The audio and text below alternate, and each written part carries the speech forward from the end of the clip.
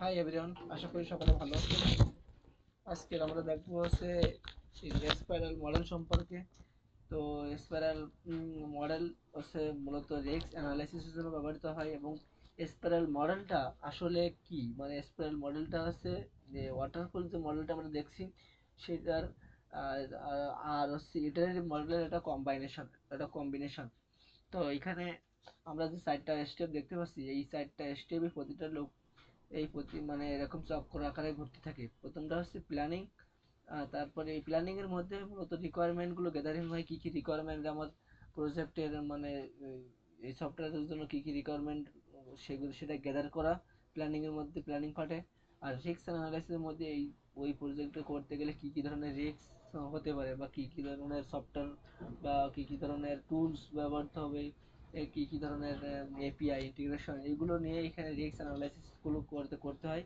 এবং এইটা এই এই সেক্টরের মধ্যে প্রোটোটাইপিং করা হয়। মানে মানে একটা জিনিস এখানে দেখানো হয় যে এরকম একটা খসড়া একটা সফটওয়্যার বানানো হয়, সেটা আসলে সেটা বিল্ডে সেটাকে প্রোটোটাইপ হিসেবে ধরা হয়।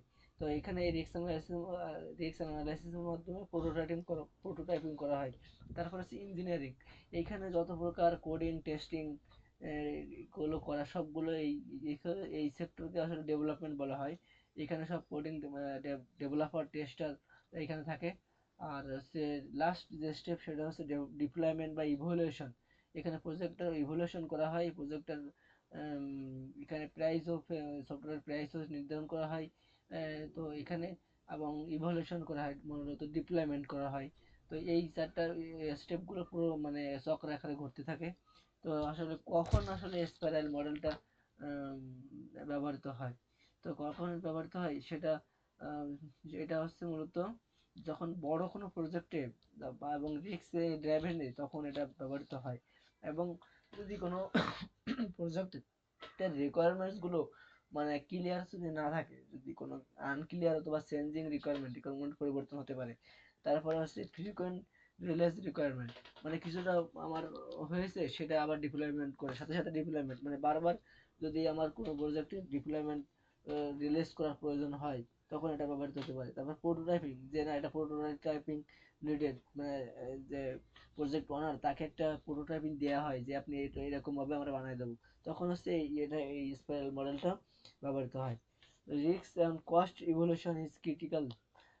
তারপর হচ্ছে লং টার্ম প্রজেক্ট উইথ আনসার্টেনলি, মানে এই প্রজেক্টটা যে শুধুমাত্র যে নির্দিষ্ট সময়ের মধ্যে না, এটা অনেক বড় সময়ের মধ্যে মানে সফটওয়্যার কোম্পানি এবং প্রজেক্ট ওনারের মধ্যে একটা রিলেশন থাকবে, যে এটা আমার যতক্ষণ পর্যন্ত চলবে ততক্ষণ পর্যন্ত আমরা আপনার সাথে থাকবো।